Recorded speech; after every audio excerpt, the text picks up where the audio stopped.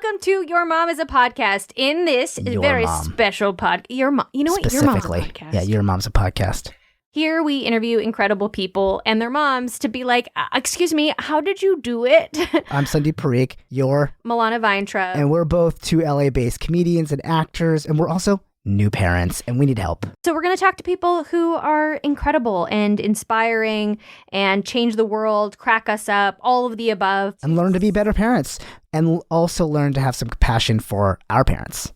Yeah, who maybe did some things a little wonky or a little perfect, because look at us, we turned out to be perfect people. So welcome to Your Mom is a Podcast.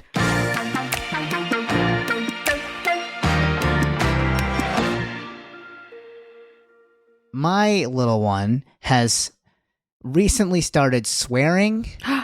Fun. But like in the most fun way. And like they're not even like the big ones, but what are they? He just randomly the other day said, he like hit something or whatever, and he's like, damn it.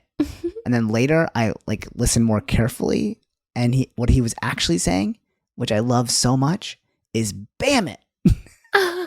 And so which makes so much more sense, actually. It does make more sense, because you made a bam. You made a bam, and you bam it all.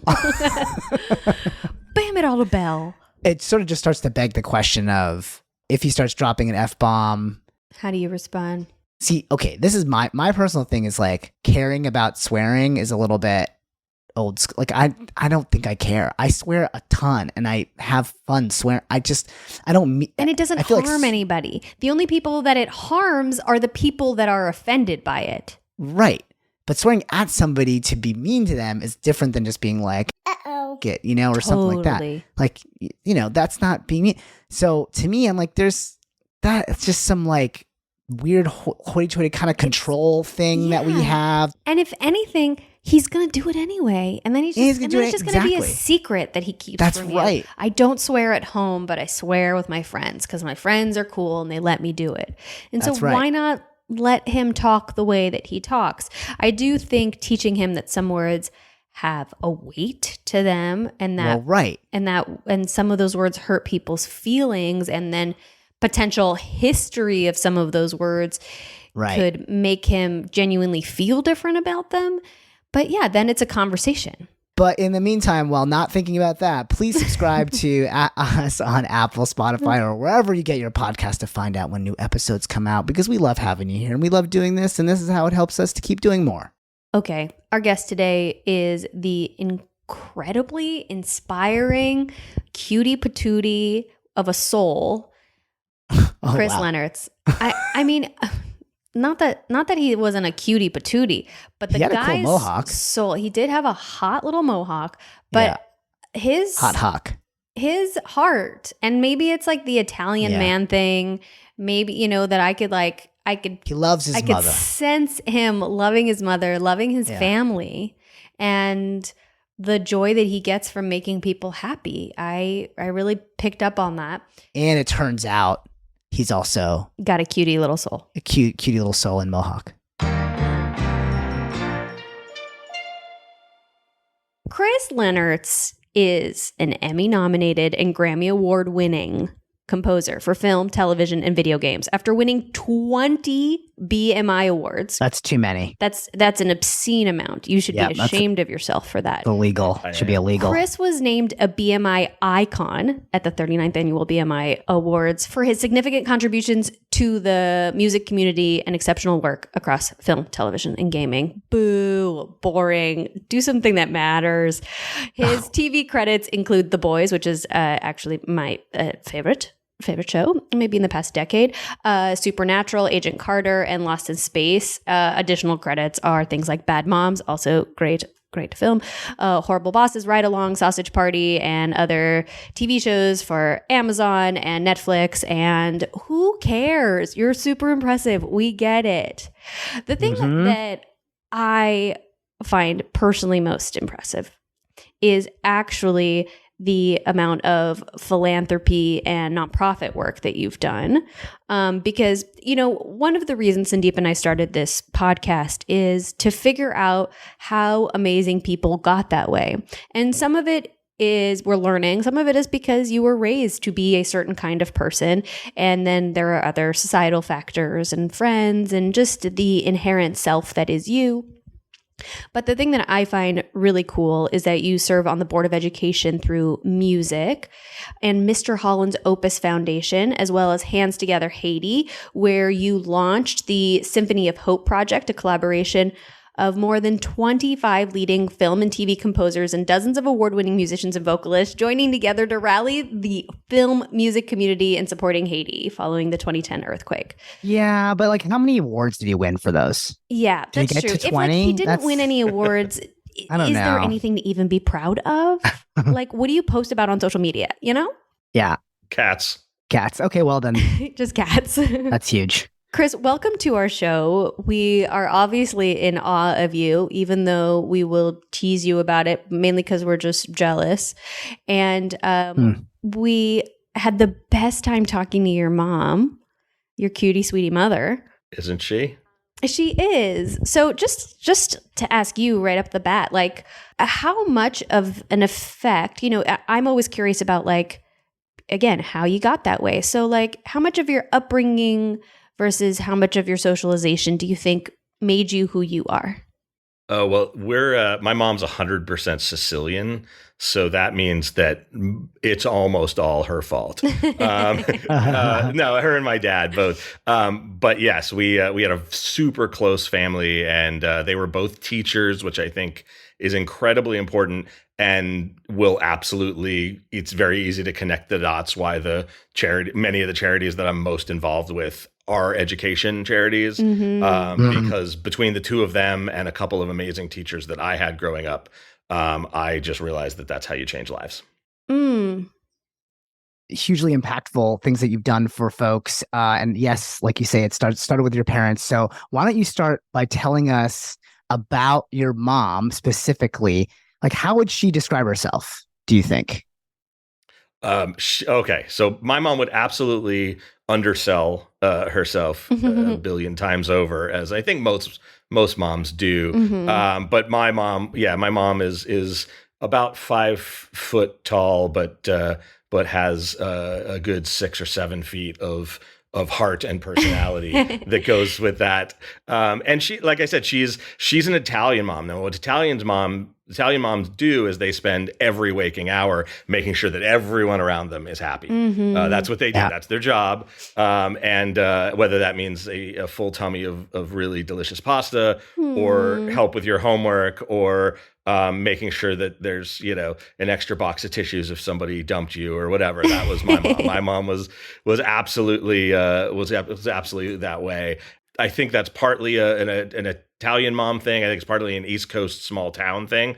But yeah, she would probably describe herself as, a nice lady. Something very understated like that. Okay. Whereas if you asked any of her friends or children, they would all tell you that she's the nicest lady on the planet. Oh. So Chris, this is how this show works. So we, I did a pre-interview with your mom, and we actually asked her that question to describe herself. And now we're going to play that back. And should you match her answer, you end up getting a gold star for that. Okay. Yeah. So you're collecting gold stars. They're not important at all. We want to get to the truth of how you became you. But, there's a consolation prize of just knowing that you're maybe one of the top ranked guests of all time if you can collect enough gold stars. But we'll find out. In case all of the awards haven't done it for you. Yeah. You really want to get... It's obvious you're very reward driven. So right now we're going to find out, what did your mom say? I grew up personally about 30 miles north of Boston in a very Italian community. So right there you can see with there's that. And I did a little of that with my kids. So I fought against that overpowering motherliness that I received, which was mostly positive, but could be suffocating. Anyhow, Chris was born in 1972 after Jim and I were married in 1970. I had a teaching degree and, preschool to elementary and stayed home with the kids, and I'll tell you, there were two others besides Chris, and during those formative years, and then did some teaching, maybe 25 years, and ended up on the preschool level, which I loved, and ended up co-directing a preschool program in Pennsylvania. Never once did I hear her refer to herself as a nice lady. No, didn't hear nice lady. She did say Italian. Should say Italian. Sure. That's true. So sorry, no gold star for you, but Damn. still sounds like you got a pretty cool mom. Yeah, so you win some, you lose some. And I knew she'd undersell. She totally did. I did some casual social work. If I ever did any social work, it would be the only thing I talk about at every party forever. Exactly. And so then what part of herself as an educator is something that she worked to instill in her children? Yeah, the truth is that she's incredibly empathetic, and I think she became that way because she noticed early on with her work with kids that every kid is different and learns a different way, and also probably struggles with different things. And if you encourage what they are good at and what they're interested in and what they want to learn about, I think that's when she realized she was getting somewhere with a kid, I mean, especially if they were troublemakers or behavior. If they had behavior issues, it was always the one, like, she would find that thing that would connect her to them, and then that would turn them around a little bit. I love that. Let's hear what your mom said. We lived in a college community where, as you might imagine, education was very important. The kids went through public education in sort of a city school, and encountered a whole lot of different types of youngsters. We encouraged, we brought them places, museums, and, encouraged them in whatever capacity, and encouraged them and tried to get some sports in there too, and theater and art and music. Sounds like she was a broadly encouraging, not specifically encouraging, but just, what is your memory of, like, when did you start showing an interest in music? Well, I definitely started showing an interest in music probably at the end of elementary school. I think I wrote my first song when I was 5, and I started playing trumpet when I was like 8. No way. Because I had actually gone to see a nightclub band with my mom and her brother, my uncle, who was dating the lead singer, and they had a trumpet player, and I was like, ooh, let me try that. And then I did about 4 years of trumpet until I heard Hot for Teacher in 1984 when that Van Halen album came out, and then I immediately put down the trumpet and took $50 and went to Sears and bought a guitar, and that was sort of the end of that. But yeah, that was sort of where I discovered music, and and the great part was she was very encouraging of that. When do you think that your mom discovered your talent for music? When did she notice? I think it was probably right away. My mom, to a fault, is definitely one of the people who would be like, "Oh my God, you played a note. That's the greatest thing I've ever heard." Right. So she's definitely, she's like, "That was brilliant." They were relentlessly encouraging, as she mentioned, and I don't think it took her long. I think the second I probably made any sort of squeaky noise out of the trumpet, she's like, "My kid's gonna be He's a trumpet genius. player," or something. But I definitely think there was a lot of encouragement, and that's what they really were with everything, whether it be sports or music or whatever. And she really was incredibly encouraging. Sometimes to the point of us obviously being like, "Yeah, we're actually not that good at that," but but that's okay. Well, we actually asked her when she noticed, so let's hear her answer. I think he was 7 years old when he wrote his first piece of music. Oh, wow. And he was, I don't know, they had to do something in school, obviously, maybe draw a picture or, write a poem, and he wrote a song and, plunked it on the piano. That's so great. Can I ask even about that, like, 5 or 7-year-old Chris that sat down to write a song because maybe it was an assignment or maybe it was something that you were curious about, but like, what was the drive there? Were you just curious about it? And it was like, for me, it was always drawing. Like, that was just the way that I passed time. Was that what music was like for you? I think that first one, I think it was for a contest. So it was probably a school contest. So there was an award involved. There Classic was an award Chris. Involved. Yes, I was going to say there was an award involved. And I think it's interesting because that's one of the that might be one of the things that she would tell you, and it's probably why I've been in therapy for so many years. But like, as, you know, not just because I'm from California now, but I did often write for either an assignment or an award or for an ensemble in school, or I wrote because I was trying to like get this girl to go out with me, or because someone broke up with me and I was heartbroken. And I think that explains like what film composers do, and it's sort of why I end up.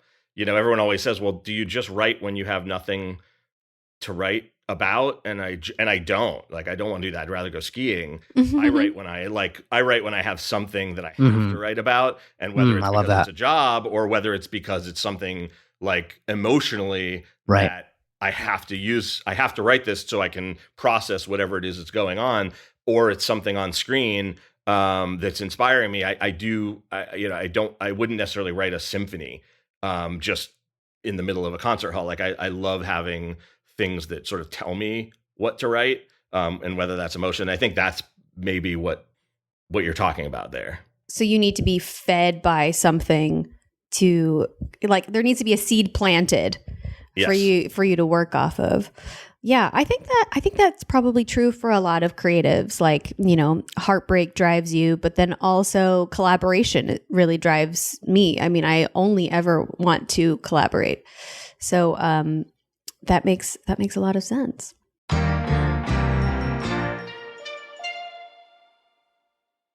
What's the easiest choice you can make? Window instead of middle seat? Picking a vendor who sends a great gift basket? Outsourcing business tasks you hate? What about selling with Shopify?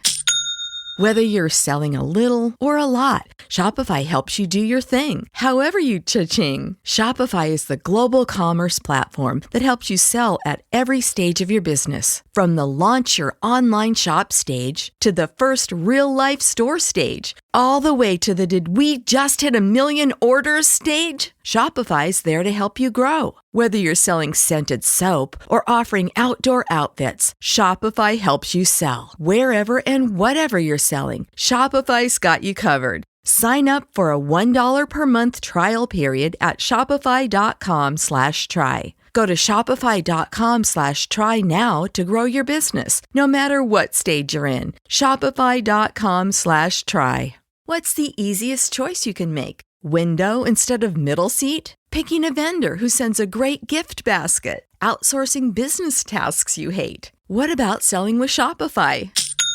Whether you're selling a little or a lot, Shopify helps you do your thing, however you cha-ching. Shopify is the global commerce platform that helps you sell at every stage of your business. From the launch your online shop stage to the first real-life store stage, all the way to the did we just hit 1 million orders stage? Shopify's there to help you grow. Whether you're selling scented soap or offering outdoor outfits, Shopify helps you sell. Wherever and whatever you're selling, Shopify's got you covered. Sign up for a $1 per month trial period at shopify.com/try. Go to shopify.com/try now to grow your business, no matter what stage you're in. Shopify.com/try.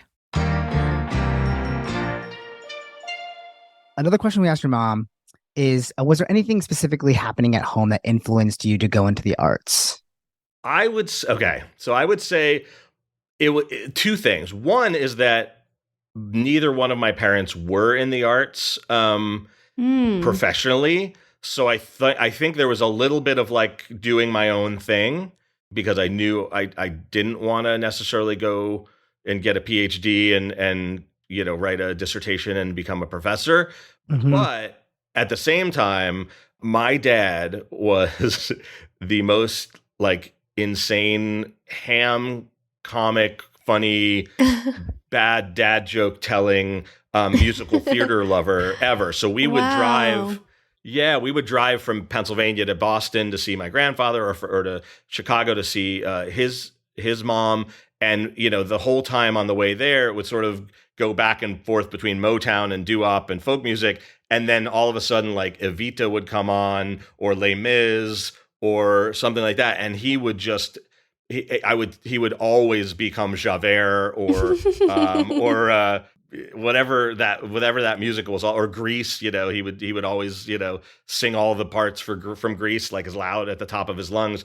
And he would even do the Lafayette College plays where if they needed like an older character, they would be like, all right, well, we'll get Professor Lennertz to come do the the stodgy principal or something, and then he would of course turn on the juice. He has never met a stage or potential for being in the spotlight like that he hasn't that he didn't love. And so I definitely had that growing up. I had a dad who loved musical theater, who loved singing loudly, no matter what the song was, and being a complete ham. And so I think that's probably that, and the idea of like, okay, well, I'm going to take that further. I'm going to make an actual career out of that. I think that's where I love from. that.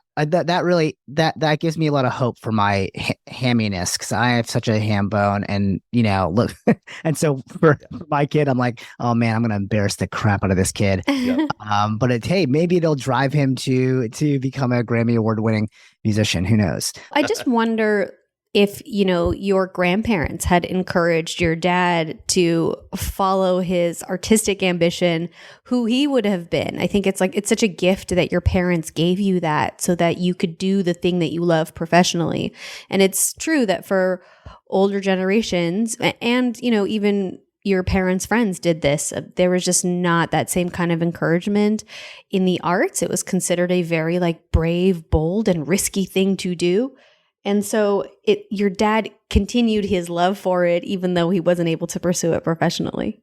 Yeah, I don't know if his parents did. My grandfather on my mom's side, and this might be, one of the things I'm sure my mom mentioned, he was a singer. He was a great, he sang crooner style like Tony Bennett and Sinatra. Wow, and he cool. always set up, he would always, when we were driving, I remember him telling me, he's like, oh, I wish I would have kept singing. When he got out of the army, he got married, and he ended up joining the family business and doing the what he was supposed to do. But he always said, he really missed it, and he wished that he had kept singing. And he would sing at weddings and stuff like that after, but never professionally. But I did always, I think my love of jazz came from him, and that's what I remember very distinctly, is that he definitely had some regret in his voice because he didn't keep singing. And he had made 2 albums before World War II in Boston, tiny little records that Wow, he did it on so his cool. own. And so I do, so we do have. Do you have those? Have you heard those records?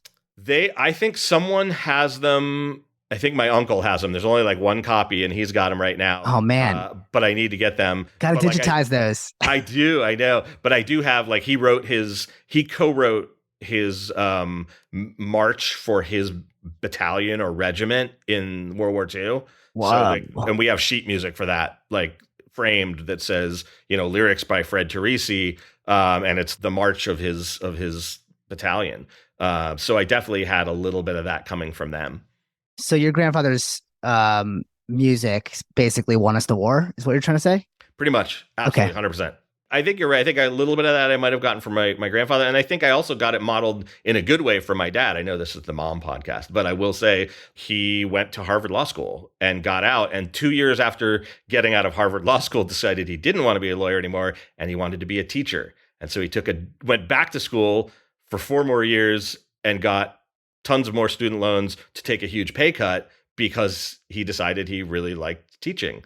And so I did see that. And I remember very much in high school going what, you're crazy. Why did you do that? And it's obvious now. I'm like, oh, okay. Because he actually liked what he did, when he was working. And I definitely think that lesson came through loud and clear. And my mom was supportive of that. So obviously that was loud and clear too, and I'll say that, I'm hoping I'm modeling now because, my 15-year-old is at a boarding arts high school as a musical theater major at 15, and just sang a solo that made me cry my, sloppy tears. And, we just made a movie together. And with your 15-year-old? That's amazing. I think you are modeling behavior, good behavior if you're making a movie together. Before we jump into the details on that, because I think we're going to have stuff about your children, I do want to get to the answer that your mom gave here about, what was happening at home. Let's see if she answered. Was it your dad's operatic singing? Both my father and Jim's father were very musical. My father, a little more overtly, though they both have a lot of talent. I mean, I played the piano, Jim played the accordion for a short while. But my father, who has kind of the personality of Jim, of Chris, and Chris, he, very outgoing and very, very Sinatra-ish, And, he wrote music and he performed at clubs. And, I think his influence was probably the most on Chris as far as the music goes. All right. Ding, ding, ding. She calls out the grandfather specifically here. So yeah, giving you the gold star. Yes, I got one. I think we should go to the answer to number 5, where, Chris, you talked a little bit about your dad changing careers. And so I just want you to hear what your mom said about the kind of values that she tried to instill in you. We kind of allowed the kids to follow their passion and to follow their love and to encourage that. And I was nervous about Chris entering music because, it could go many different ways. But, we, both Jim and I, felt like, he'll find it out on his own, because Jim himself, I mean, he's a perfect example. He went to, after going to Boston College, he went to law school at Harvard, actually. And then, when we were first married, I said, "You don't seem happy with your work." And he says, "I'm not." He says, "I always wanted to be a teacher." And we just thought, oh, going to do it now before kids. And that's in fact what he did. He changed his whole life, our whole lifestyle. And, granted, he got a PhD at Penn and did very well, but loved teaching. He was a fabulous teacher and he followed his dream. And I think, we thought, hey, why not? I think there are a lot of stars here that we forgot to mention. So a few stars. What do you want to give? How many? I think there's 2 stars here at least, if not 2 more stars. 2.5. Yes, I think just giving them out like BMI awards. And I think actually one of anyone gets one. Yeah, right.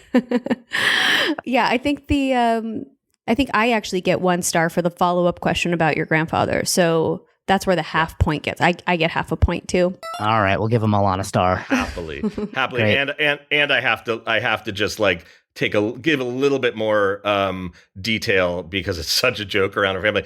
My mom wasn't just nervous about me becoming a musician. My mom had the same reoccurring nightmare after so they dropped me off at USC as a freshman.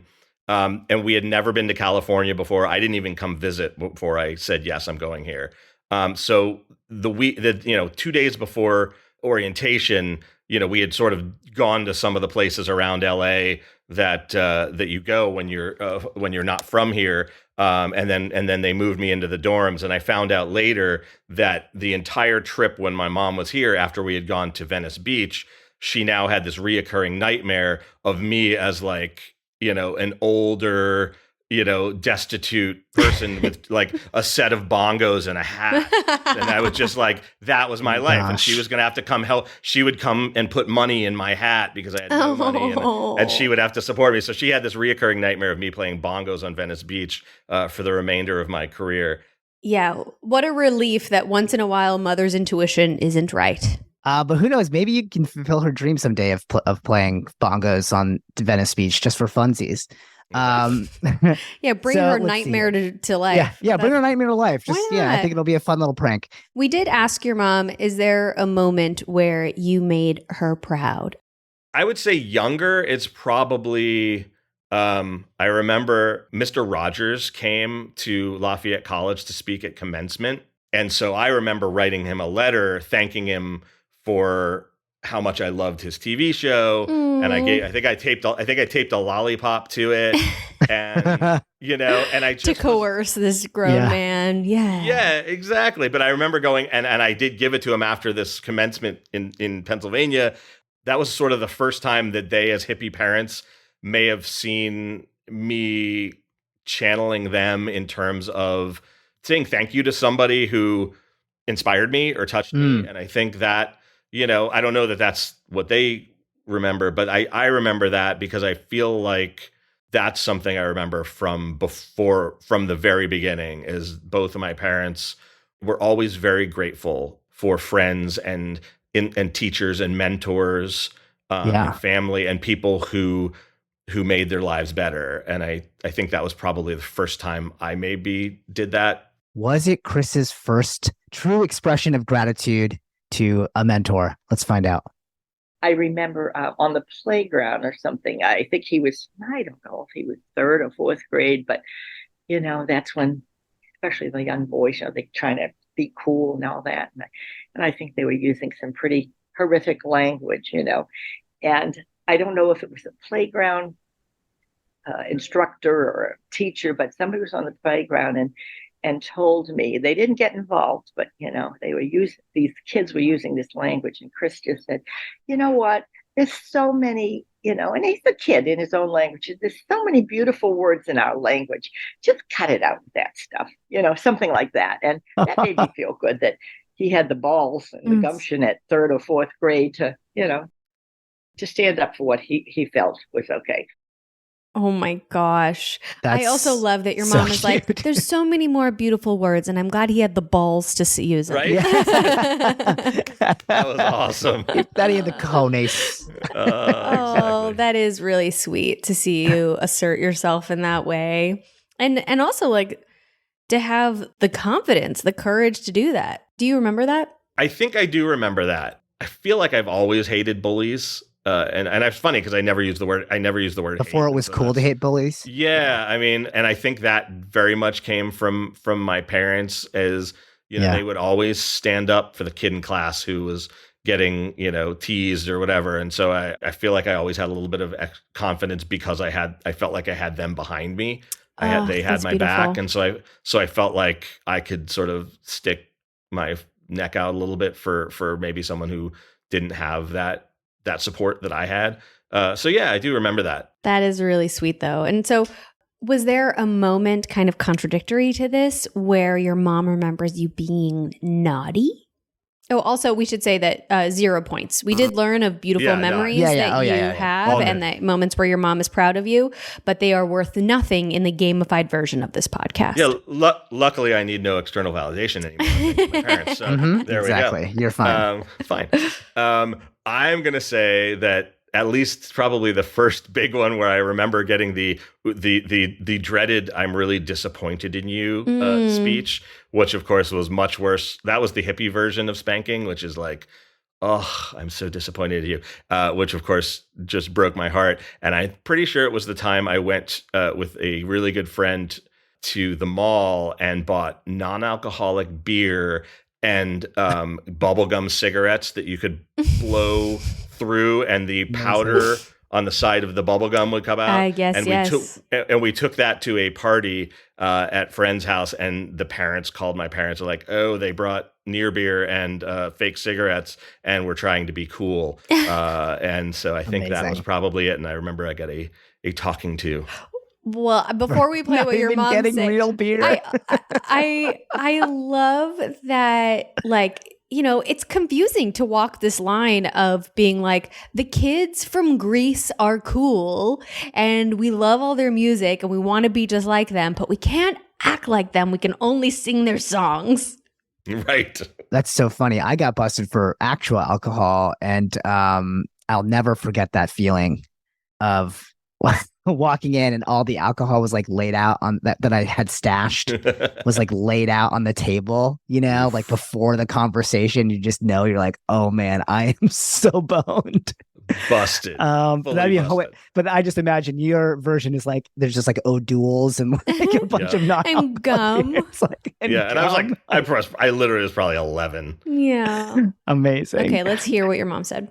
We were living in France for a semester. Jim had gotten a Fulbright with his teaching, and my daughter, she was pushing Chris a little bit too far. And finally, he just got this gum out of his mouth and mushed it in her hair.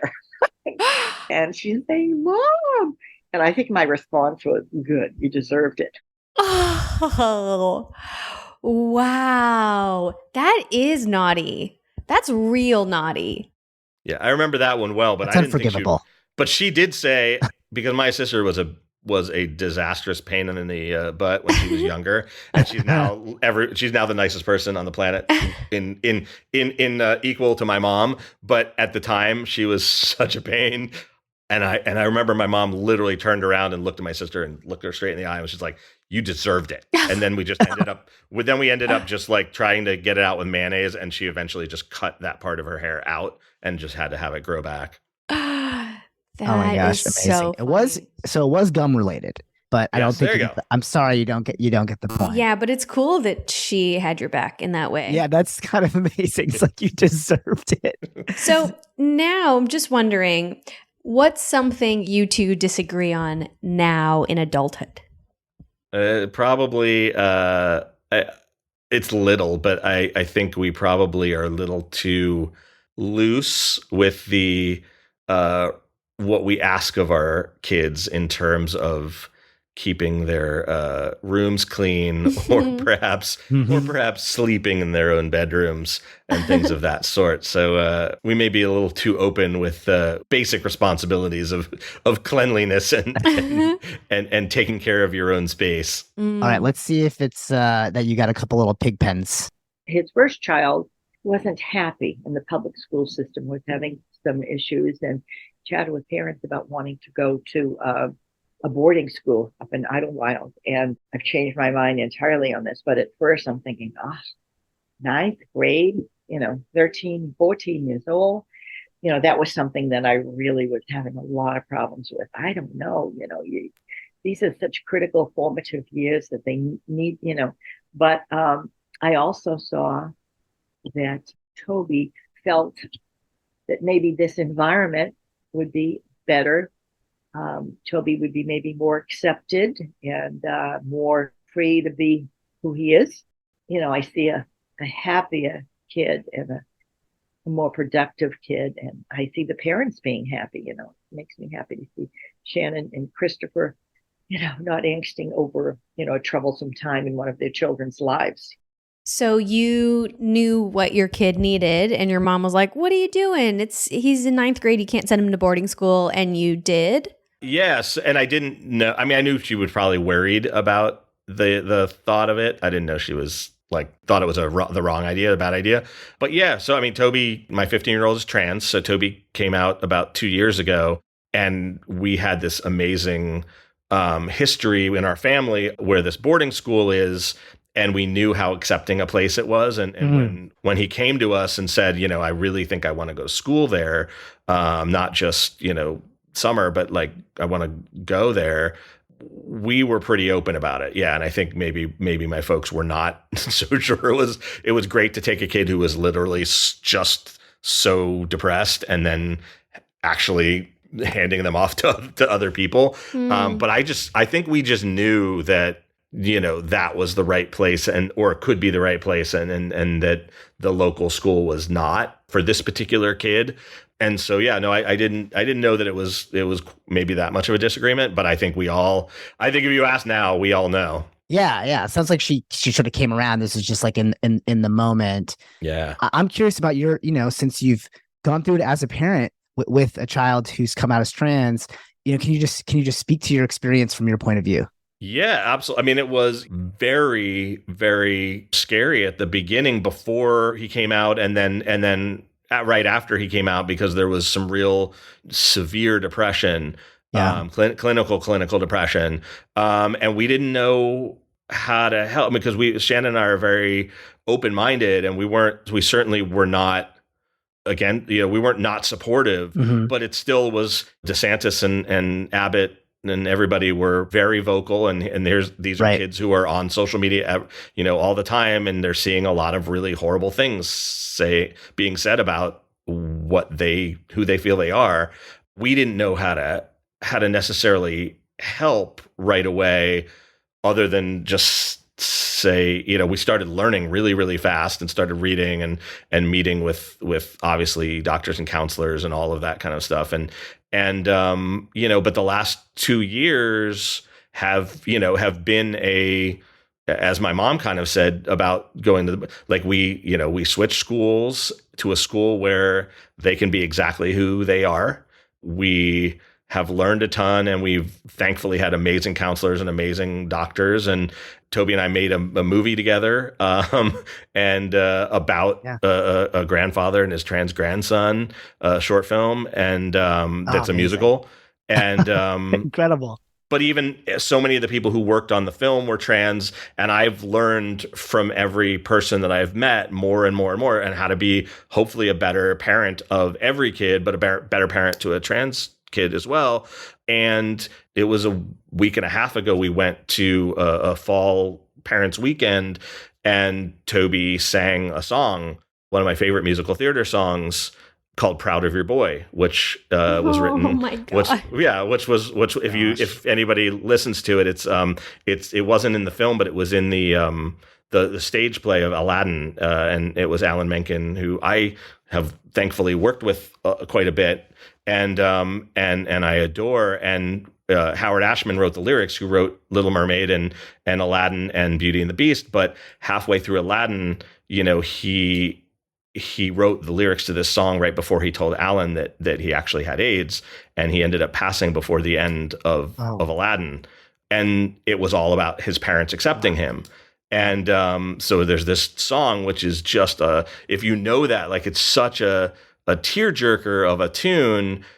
But here we are in this auditorium a week and a half ago, and we see Toby, who has now been on testosterone for about 6-8 months. He sings this as a tenor, and it's meant for a tenor voice. And Toby used to have a soprano voice, and quite honestly, always had trouble finding pitch and everything like that. And I felt like it was, and also singing, was always a very quiet singer. And so we're sitting in this auditorium, and all of a sudden the first 3 notes are played, and I know the song so well that I knew what was coming. So I started tearing up right away. And he starts singing, and he sings with no microphone, fills the entire auditorium, nails the pitch, nails the performance and the acting, and I sent a text to Alan, who wrote the song, and I was like, he was meant to be a tenor the whole time. And it was the most, as a parent, you were talking, I have to tell that story, because I think all of us, we want our kids to be who they are and feel confident and comfortable and content with who they are. And, those of us, as you say in California, like those of us who've been therapized enough, I know that that's where like all of my baggage always came, because the outside me was a little different than the inside me. And once I figured that out and realized that I didn't need to pretend, and I didn't need to get the external validation I maybe thought I did, and I could be maybe more like my mom and dad were when we were growing up, I became infinitely happier and more confident. And I want that for my kids as a parent. I think we all, that's the sooner that we can have them discover that. And, to have a 15-year-old kind of discover that in front of your very eyes 2 years after some really, really scary, dark times was magical. And it was something that, as my mom said, like, there's no doubt in my mind that we went to the right place and we did the right thing. And that he's being exactly who he is and needs to be. And then our job is just to support that. That's all it is. And how cool that one of the ways it was shown to you to be the most obvious is in your language of music. What a way to have them feel so seen by you. Mm-hmm. And now, by an auditorium, by the world, by an audience. What's the name of the film? The name of the film we made? Yeah. So the name of the film we made is called Pacemaker. And it's a short film, and we premiered at Outfest in LA. And our lead, who plays Cody, who's the trans grandson, is Alex Newell, who just won the Tony as the first non-binary performer to ever win a Tony for the musical Shucked this year. And Alex has an amazing voice, and he does the duet with Phil Lawrence, who is in Bruno Mars's band, and it's loosely based off of Toby and his grandfather, and then other filmmakers that we were collaborating with, and it's just goes to show it's a film about just realizing that love is love, and that the sooner you accept your family for who they are, the more love you can have. Bingo. I'm so glad your mom brought that up. Me too. Yeah. Yeah.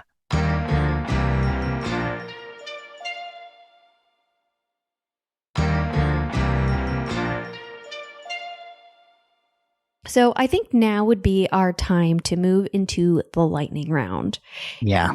And what is fun about the lightning round is that quick answers, quick, short answers. If you and your mom get the same answer, you get 2 stars.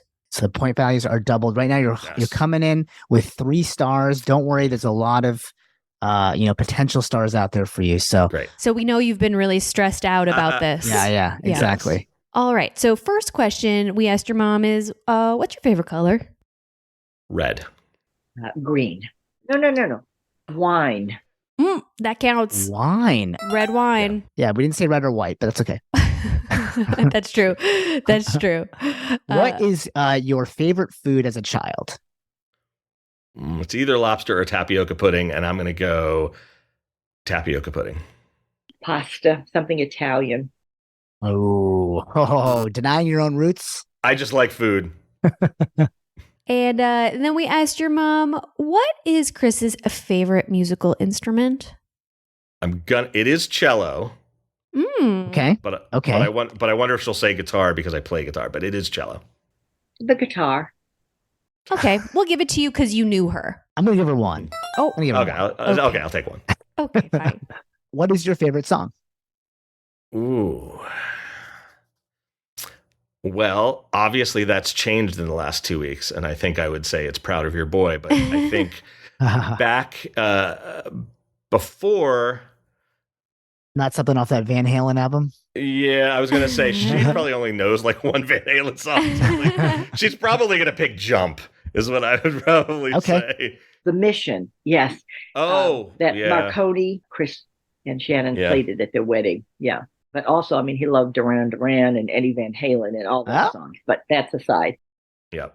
Okay, just because you mentioned Van Halen, I'm going to give you one star. I'll take one. Okay. The opening theme from The Mission is definitely my favorite piece of film music, and my wife did walk down the aisle to it, and that's undoubtedly what I should have said, and I didn't think it was. I didn't consider it necessarily a song. Yeah, you guys. Yeah, that's what happens when you go into your trade. You get too specific on the verbiage. I do love the idea of walking down the aisle to a score. Yeah, that's badass. That's pretty badass. Yeah. Well, we walked down to that one, and then on our way out of the wedding, we walked out to the throne room piece from the end of Star Wars, the original. Yeah, that was a biggie. That was pretty epic. Okay, we asked your mom what she thinks your biggest fear is. Being alone. Losing somebody that he loves. Yeah, those work together for me. Mm-hmm. What is your biggest irrational fear? I say maybe drowning. I'll say bears. Bears. Pears. You have a fear of pears? Elaborate. Bears. Oh, bears. Okay. I didn't hear. Pears? What kind of lunatic is afraid of pears? I mean, I don't know. I don't know if something happened to you as a kid where you're just like sitting under a pear tree. A pear tree. Get Just we pelted. actually pear did have trauma. we did have a pear tree. We actually did. But she said bears because I did get attacked by a bear 3 years ago. I don't know if that's something you got on your internet search. But, No. No, wait, Yeah. what? yeah, And you survived? Yeah, look on socials. You'll see the bloodbath. Yeah, What? my 7-year-old daughter and I, 7-year-old at the time, who's now 10, we got attacked in South Lake Tahoe in the fall of COVID 2020. Oh my gosh, where this a does bear- not sound irrational. Yeah, a bear broke into our cabin that we're staying at with 2 groups of friends. We had all tested for COVID, tested negative, and we went up for a week.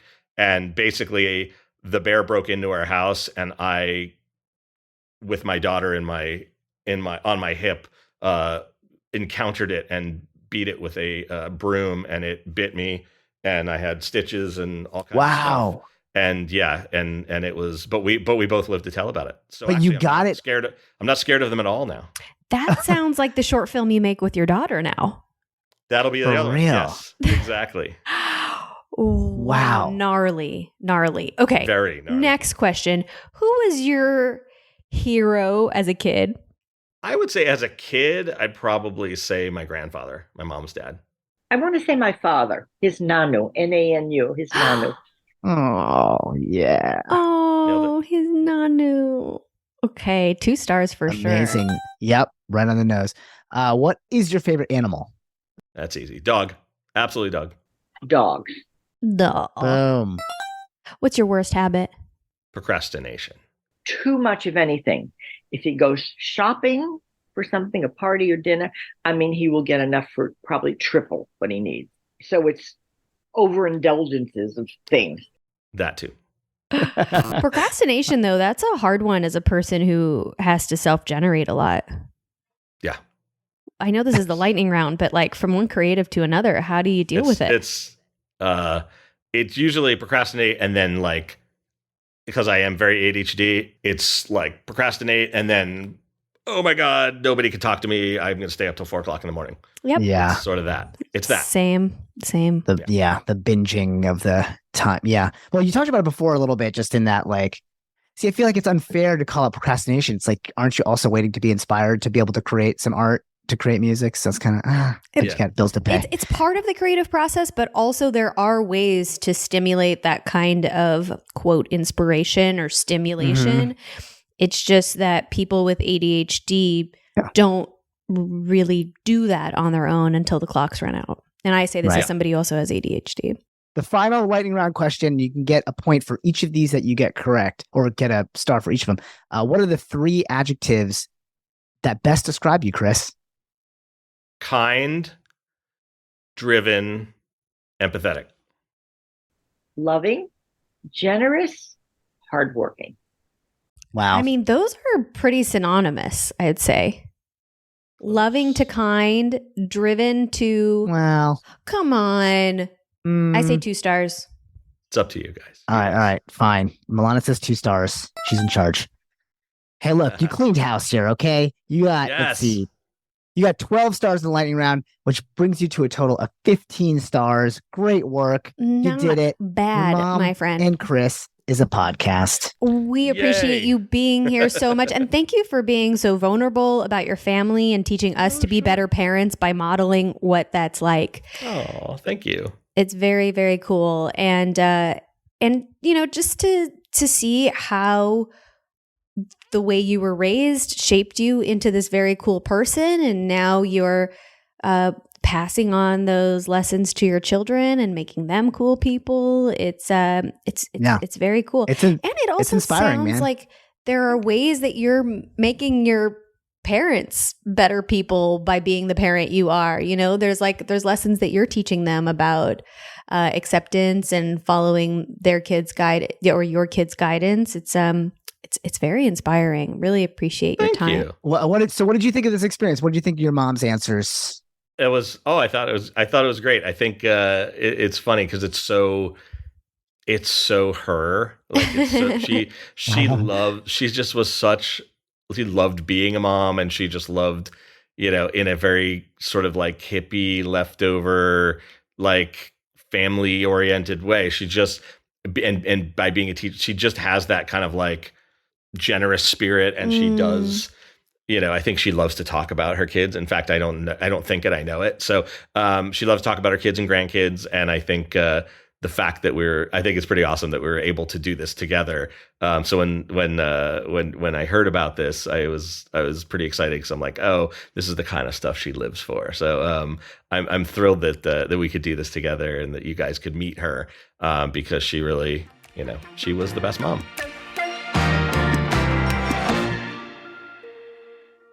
Oh, wow. What an interview. That was wonderful. He lived up to every inch of that mohawk.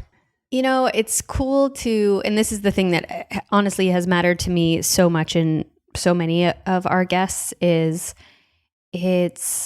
yes, your accomplishments are really cool. I am so stoked on all of your many awards and all of the cool credits and the people that you've worked with.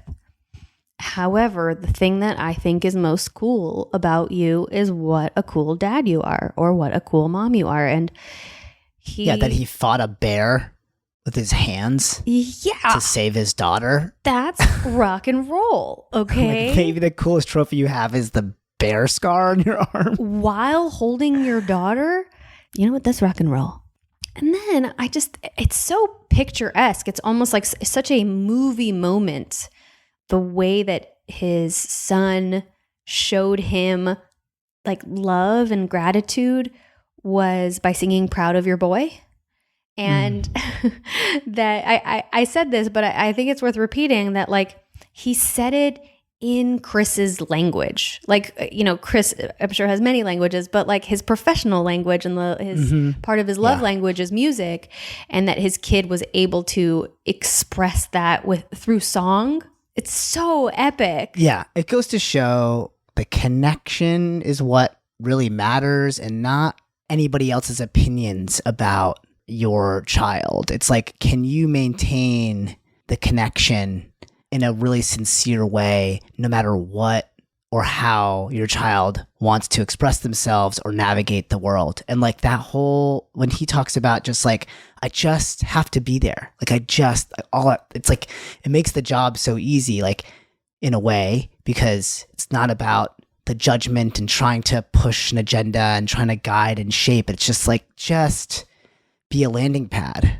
That's what I'm taking home, you know, to no matter where or how my son wants to navigate this world. It's like, I just want to be a safe bouncy house for him to land in. Yeah. To land in. And he's fighting the fight just by being himself. I think that's also a part of like activism that, you know, he never referred to himself as an activist. He's definitely a philanthropist and gives a lot of his time to educational programs and things like that because he comes from educators. But it's cool for us to see models of people who are making the world better just by living their truth and loving their people. 100%. So if you want some more of these stories, then, you know, do the likes and the subscribes and the comments. That helps us out. Smooth segue. Very smooth. Follow us, like us. Please like us. Please like us. I'm nothing if not a show, because I love doing these shows. I love doing these and hearing these stories. So you can help us out by following us on TikTok and Instagram at Your Mom is a Podcast. It's been lovely. See you next time, bam it. See you next time, motherfuckers.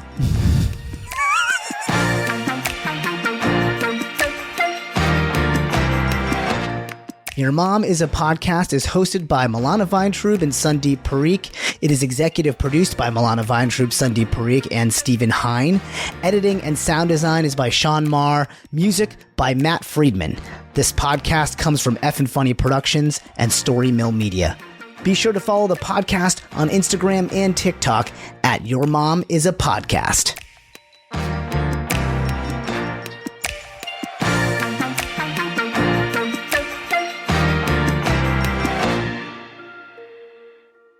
Hi, Mom. It's your kid. I just finished our awesome podcast with these two amazing people. We had so much fun, and I got 15 stars, which is spectacular, I think. I don't have no idea how many other stars the other people got. But since you weren't overly pushy, you and Dad weren't overly pushy about me accomplishing things anyway, 15 stars sounds great. It sounds perfect. But I loved some of your answers, and I got reminded of some great stuff. And I'm so happy to hear that you're so proud of Toby, and we're happy that they're where they need to be as well. So anyway, but I said you're the greatest mom ever on the podcast, and I'll say it again on the voicemail because I can't say it enough. So I love you, and you are the greatest mom ever. All right, bye.